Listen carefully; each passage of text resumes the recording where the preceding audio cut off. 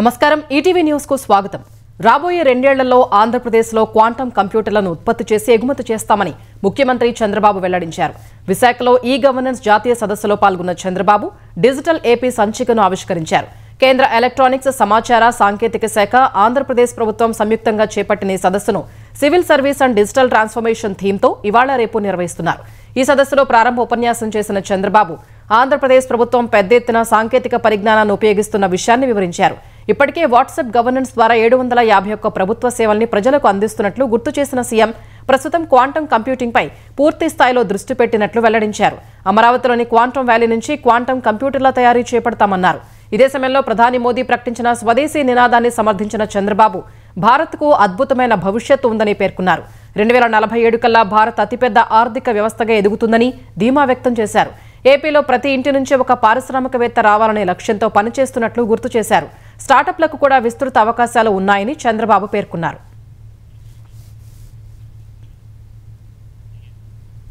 TTD Parakamani వ్యవహారంలో త్వరలోనే set వేస్తున్నామని Andhra Pradesh విద్యాశాఖ మంత్రి నారా లోకేష్ తెలిపారు. జగన్ ఆయన బృందం దేవుడి దగ్గర ఆటలాడారని, అందుకే దేవుడు ఏం చేయాలో అది చేశాడని మీడియా ఇష్టాగోష్ఠిలో ఆక్షేపించారు. పరకమణి ఉదంతంలో ఒక్క రోజులో కేసు పెట్టి ఛార్జిషీట్ వేశారని మండిపడ్డారు. పరకమణి దొంగను అరెస్టు చేయకుండా 41 నోటీసులు ఇచ్చి పంపించేశారన్న లోకేష్ ఇందులో అనేక వాస్తవాలు బయటకు రావాల్సి ఉందని స్పష్టం చేశారు. తిరుపతి కల్తీ నెయ్యి వ్యవహారంలో కీలక ఆధారాలు బయటకు వస్తున్నాయని లోకేష్ తెలిపారు. నెయ్యి అని చెప్తున్న పదార్థంలో నెయ్యి లేదని సీబీఐ దర్యాప్తులో తేలినట్టు గుర్తు చేశారు. జగన్ 5 ఏళ్ల కాలంలో హిందూ వ్యవస్థల్ని భ్రష్టు పట్టించారని లోకేష్ ఆగ్రహం వ్యక్తం చేశారు. కరుణాకర్ రెడ్డి క్రైస్తవ మతం ఆచరిస్తుంటే ఆయనకు జగన్ టీటీడీ చైర్మన్ పదవి ఎలా ఇచ్చారని నిలదీశారు.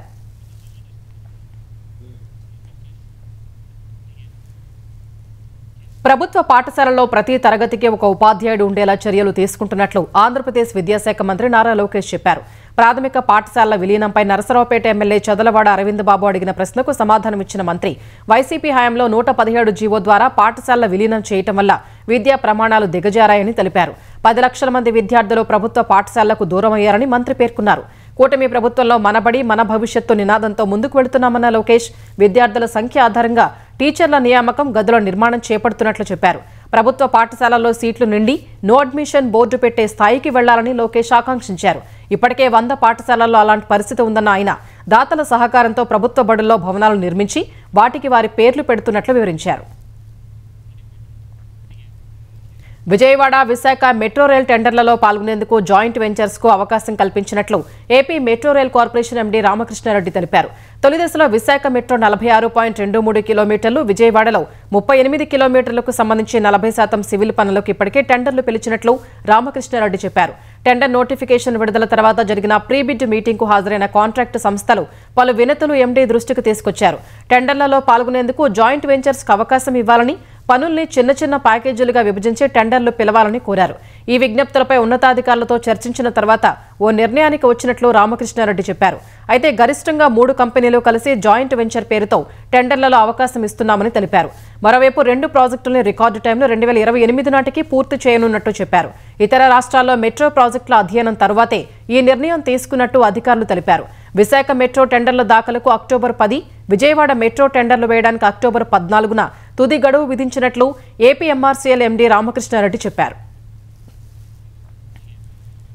సింగరేణి కార్మికులకు తెలంగాణ ప్రభుత్వం దసరా కానుక ప్రకటించింది. సింగరేణి శాశ్వత ఉద్యోగులకు బోనస్ గా 1,95,000 చొప్పున పంపిణీ చేయనున్నట్లు తెలిపింది.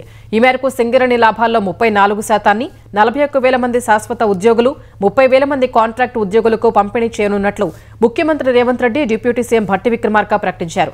సింగరేణి తెలంగాణ ప్రభుత్వానికి ఆత్మ వంటిదన్న భట్టి గత 10 ఏళ్లలో సంస్థను వేలానికి దూరంగా పెట్టడం వల్ల 2 బ్లాక్లు గత ప్రభుత్వ నేతల సన్నిహితుల చేతికి వెళ్లాయన్నారు. ఆ 2 బ్లాక్లను సైతం సింగరేణిలో భాగస్వామ్యం చేసేలా మార్గాల్ని అన్వేషిస్తున్నట్లు కార్మికులకు భరోసా ఇచ్చారు. మొత్తం 71,000 మంది సింగరేణి ఉద్యోగులకు దసరా బోనస్ పంపిణీ చేస్తామన్న ఆయన కోల్ ఇండియా నుంచి వచ్చే బోనస్ ను దీపావళికి పంపిణీ చేస్తామని తెలిపారు. దేశంలోనే తొలిసారిగా కాంట్రాక్టు ఉద్యోగులకు బోనస్ పంపిణీ చేస్తున్నట్లు చెప్పిన సీఎం రేవంత్ రెడ్డి 30,000 మంది కాంట్రాక్టు కార్మికులకు 5,500 చొప్పున ఇస్తున్నట్లు వివరించారు. ఇదే సమయంలో సింగరేణి విద్యుత్ సంస్థలు ఇబ్బందుల్లో ఉన్నాయని, వాటి పరస్పర బకాయిల సమస్యను పరిష్కరించే అంశంపై చర్చిస్తున్నట్లు వెల్లడించారు. జీఎస్టీ మార్పుల వల్ల రాష్ట్రాలు ఆదాయం కోల్పోతున్నాయన్న రేవంత్ రెడ్డి ఆ మేరకు కేంద్రం భర్తీ చేయాలన్నారు. వచ్చే 5 ఏళ్లు కేంద్రం వైబిలిటీ గ్యాప్ ఫండ్ ఇవ్వాలని కోరారు. తెలంగాణలో సుమారు 50,000 కోట్ల విలువైన ప్రభుత్వ భూములు ఆస్తుల్ని రక్షించామని హైడ్రా కమిషనర్ రంగనాథ్ తెలిపారు. అక్రమార్కుల చెర నుంచి 923 ఎకరాల్ని రక్షించినట్లు వెల్లడించారు. 6 చెరువుల్ని పూర్తిగా పునరుజ్జీవింపజేసినట్లు వివరించారు. భవిష్యత్తు అంతా యువతరానిదేనని, చెరువుల రక్షణ గురించి ప్రజలు ఆలోచించాలని రంగనాథ్ కోరారు. నగరంలో దాదాపు 60 చెరువులు కనుమరుగైనట్టు తెలిపారు. వర్షం నీరు చెరువుల్లోకి వెళ్లే పరిస్థితి లేదన్న ఆయన నీరు నిల్వ చేసే అవకాశం కూడా కనిపించడం లేదని వివరించారు. డీఆర్ఎఫ్ బృందాలు వర్షం పడుతున్న రోజుల్లో వరద సహాయక చర్యలు చేపడుతున్నాయన్న ఆయన వర్షం లేని రోజుల్లో నాలాల్లో పూడికతీత పనులు చేస్తున్నట్లు వివరించారు. ఆదివారం గాజుల రామారంలో ప్రభుత్వ భూమిలోని ఆక్రమణల్ని మాత్రమే తొలగించామని రంగనాథ్ స్పష్టం చేశారు. కొందరు రౌడీ షీటర్లు ప్రభుత్వ భూమిని ఆక్రమించారన్న ఆయన నకిలీ పట్టాలు తీసుకుని నిర్మాణాలు చేపట్టారని వివరించారు. సెలవుల్లో కూల్చివేతలు చేపట్టవద్దని తెలంగాణ హైకోర్టు స్పష్టంగా చెప్పినప్పటికీ ఆదివారం పేదరిళ్లను ఎందుకు కూల్చివేస్తున్నారని సీఎం రేవంత్ రెడ్డిని బీఆర్ఎస్ కార్యనిర్వాహక అధ్యక్షుడు కేటీఆర్ ప్రశ్నించారు. గాజుల రామారంలో నిన్న ఇళ్లు కూల్చివేసిన వాళ్లు రేపు జూబ్లీహిల్స్లోని బోరబండ బస్తీకి కూడా వస్తారని అన్నారు. తెలంగాణ భవన్లో బోరబండ డివిజన్ బీఆర్ఎస్ కార్యకర్తల సమావేశంలో కేటీఆర్ ఈ వ్యాఖ్యలు చేశారు. కాంగ్రెస్ పార్టీకి ఓటు వేస్తే ఇళ్లు కూలగొట్టే బుల్డోజర్ రాజ్యానికి లైసెన్స్ ఇచ్చినట్లేనని వ్యాఖ్యానించారు. కాంగ్రెస్ పార్టీ సినిమా అయిపోయిందని, 2 ఏళ్లలో చేసిందేమీ లేదన్నారు. బుల్డోజర్ పేదల ఇళ్లపైకి వెళ్తోందని, పెద్దల ఇళ్లకు వెళ్లదన్న కేటీఆర్ సీఎం సోదరుడు మంత్రులు పొంగులేటి, వివేక్ వంటి వారు ప్రభుత్వ స్థలాలు, చెరువుల్లో ఇళ్లు కట్టినా కూల్చివేయటం లేదని విమర్శించారు. వైమానిక రక్షణ రంగాల్లో పెట్టుబడులు పెట్టాలని తెలంగాణ పరిశ్రమల శాఖ మంత్రి శ్రీధర్ బాబు ఇటలీ పారిశ్రామికవేత్తల్ని కోరారు. ఈ మేరకు సచివాలయంలో ఇటలీ పారిశ్రామికవేత్తలతో సమావేశమైన మంత్రి ఏరోస్పేస్ డిఫెన్స్ రంగాల్లో హైదరాబాద్లో అనుకూల పరిస్థితులు ఉన్నాయని వివరించారు. దేశంలోనే అతిపెద్ద ఏరోస్పేస్ డిఫెన్స్ హబ్గా తెలంగాణ ఉందని పేర్కొన్నారు. కాంపోనెంట్స్ తయారీ, సప్లై చైన్లో పెట్టుబడులు పెట్టాలని ఆహ్వానించారు. ఏవియానిక్స్, రాడార్, సెన్సార్ సిస్టమ్స్లోనూ పెట్టుబడులు పెట్టాలని ఇటలీ పారిశ్రామికవేత్తల్ని కోరారు. న్యూ స్పేస్, చిన్న ఉపగ్రహాల రంగంలోనూ మంచి అవకాశాలు ఉన్నాయని వివరించారు. హైదరాబాద్ కోటి ఈఎన్టీ ఆసుపత్రిలో నాలా పైకప్పు పగిలి ఆసుపత్రి లోపలికి భారీగా మురుగునీరు ప్రవహిస్తోంది. రోగులకు వైద్య సేవలు అందించాల్సిన ఈఎన్టీ ఆసుపత్రి ప్రాంగణంలో మురుగు పరుగులు పెడుతోంది. ఈ మురుగునీటి ద్వారా దుర్వాసన ఆసుపత్రి వార్డులకు వ్యాపిస్తుండగా రోగులు ముక్కు మూసుకుని చికిత్సలు పొందాల్సిన దుస్థితి నెలకొంది. ఇక వార్డుల్లో చికిత్సలు పొందుతున్న రోగులకు వైద్యం అందించే వైద్యులు, సిబ్బంది పరిస్థితి మరింత దారుణంగా మారింది. ముక్కుకు మాస్కులు పెట్టుకుని దుర్వాసన పీలుస్తూనే వైద్య సేవలు అందించాల్సి వస్తోంది. ఇక అత్యవసరంగా ఈఎన్టీ ఆసుపత్రి క్యాజువాలిటీకి వచ్చే రోగులు మురుగునీటిలోనే నడిచి వెళ్లాల్సిన పరిస్థితి తీవ్ర ఇబ్బంది కలిగిస్తోంది. అసలే వైద్య నిపుణుల కొరత కారణంగా సకాలంలో వైద్యం అందక రోగులు అవస్థలు పడుతుంటే ఇప్పుడు మురుగునీటి సమస్యతో రోగులు తీవ్ర అవస్థలు పడుతున్నారు. సూర్యాపేట జిల్లా పాలకేడు డెక్కన్ సిమెంట్ పరిశ్రమ వద్ద ఉద్రిక్తత చోటు చేసుకుంది. నిన్న బీహార్ కార్మికుడు అస్వస్థతకు గురై మరణించగా మృతుడి కుటుంబానికి న్యాయం చేయాలంటూ బీహార్ కార్మికులు సిమెంట్ పరిశ్రమ వద్ద ఆందోళనకు దిగారు. ఘటనా స్థలికి వచ్చిన పోలీసులపైన రాళ్లు రువ్వారు. ఎస్ఐ 2 కానిస్టేబుళ్లను పరిగెత్తించి కర్రలతో దాడి చేయగా వాళ్లు తీవ్రంగా గాయపడ్డారు. అనంతరం పోలీసుల వాహనంపై రాళ్లు విసరడం సహా కార్యాలయం అద్దాలు, ఫర్నిచర్ ధ్వంసం చేశారు. మృతుడి కుటుంబానికి న్యాయం చేసే వరకు ధర్నా కొనసాగిస్తామన్న కార్మికులు స్పష్టమైన హామీ ఇచ్చే వరకు ఆందోళన విరమించేది లేదని స్పష్టం చేశారు. దాదాపు 200 మందికి పైగా బీహార్ కార్మికులు ధర్నాకి దిగడంతో పరిశ్రమ వద్ద ఉద్రిక్తత నెలకొంది. విజయవాడ ఇంద్రకీలాద్రిపై అమ్మవారి నవరాత్రి ఉత్సవాలు ప్రారంభమయ్యాయి. ఈ ఉత్సవాల్లో తొలి రోజైన ఇవాళ కనకదుర్గ అమ్మవారు శ్రీ బాలా త్రిపుర సుందరి అలంకారంలో భక్తులకు దర్శనమిచ్చారు. ఈ అవతారంలో అమ్మవారిని దర్శించుకుంటే సకల సౌభాగ్యాలు కలుగుతాయనే విశ్వాసంతో పెద్ద సంఖ్యలో భక్తులు ఇంద్రకీలాద్రికి తరలివస్తున్నారు. తొలి రోజున ఏపీ హోంమంత్రి వంగలపూడి అనిత అమ్మవారికి పట్టు వస్త్రాలు సమర్పించారు. అనంతరం ప్రత్యేక పూజలు చేశారు. ఈ ఏడాది అమ్మవారి నవరాత్రి ఉత్సవాల్లో భక్తులకు ఎలాంటి ఇబ్బంది లేకుండా ఏర్పాట్లు చేసినట్లు వివరించారు. మొత్తం 36 విభాగాల అధికారుల సమన్వయంతో ఏర్పాట్లు చేశారని, 4500 మంది పోలీసులతో బందోబస్తు ఏర్పాటు చేశామని వివరించారు. గతేడాది 13 లక్షల మంది భక్తులు దుర్గమ్మను దర్శించుకున్నారని, ఈసారి సుమారు 20 లక్షల మంది భక్తులు వస్తారని అంచనా వేస్తున్నట్లు చెప్పారు. తెలంగాణలో అమ్మవారి నవరాత్రి ఉత్సవాలు వేర్వేరు దేవాలయాల్లో సంప్రదాయ రీతుల్లో నిర్వహిస్తున్నారు.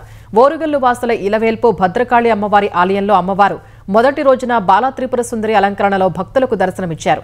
అమ్మవారిని దర్శించుకునేందుకు భక్తులు పెద్ద సంఖ్యలో తరలివచ్చారు.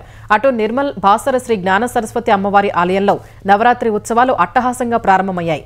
సంప్రదాయ క్రతువుల తర్వాత అమ్మవారు శైలీపుత్రి రూపంలో భక్తులకు అభయప్రదానం చేస్తున్నారు. సింధూర్ పార్ట్ 2 పాకిస్తాన్ తీరుపై ఆధారపడి ఉంటుందని రక్షణ మంత్రి రాజ్నాథ్ సింగ్ తెలిపారు.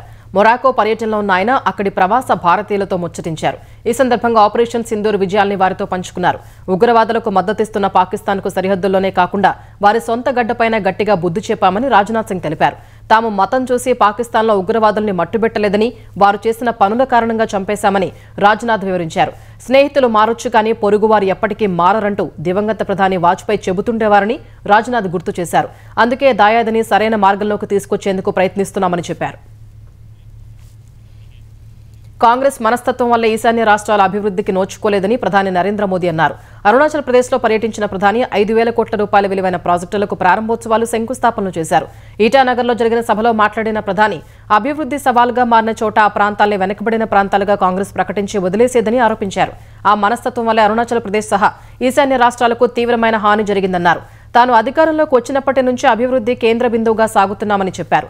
ఇవాళ్టి నుంచే తదుపరి తరం జీఎస్టీ సంస్కరణలు అమల్లోకి వచ్చాయని తెలిపారు. నాటి కాంగ్రెస్ ప్రభుత్వం ఖర్చులు పెరిగినా సరే పన్నుల్ని పెంచుతూనే ఉండేదని మోదీ ఆరోపించారు. కానీ తమ ప్రభుత్వం వచ్చాక క్రమంగా పన్నులు తగ్గించి ప్రజలకు ఉపశమనం కలిగించామని వెల్లడించారు. బీహార్ శాసనసభ ఎన్నికలు నవంబర్ 5 నుంచి 15 మధ్య జరిగే అవకాశం ఉందని జాతీయ మీడియా పేర్కొంది. మొత్తం 3 దశల్లో ఈసీ ఎన్నికల పోలింగ్ నిర్వహించే అవకాశం ఉందని తెలిపింది. నవంబర్ 22తో బీహార్ శాసనసభ గడువు ముగియనుండగా ఆలోపే ఎన్నికలు నిర్వహించేందుకు ఈసీ కసరత్తు చేస్తోంది. బీహార్ అసెంబ్లీ ఎన్నికల ఏర్పాట్లను పరిశీలించేందుకు వచ్చే వారం కేంద్ర ప్రధాన ఎన్నికల కమిషనర్ జ్ఞానేష్ కుమార్ బీహార్ వెళ్లనున్నారు. అటు ఈ నెల 30న శాసనసభ ఎన్నికలకు సంబంధించి తుది ఓటరు జాబితా విడుదలయ్యే అవకాశం ఉంది. 243 అసెంబ్లీ స్థానాలున్న బీహార్లో అధికార ఎన్డీఏ, ప్రతిపక్ష ఇండీ కూటమిల మధ్య ప్రధాన పోటీ ఉండనుంది.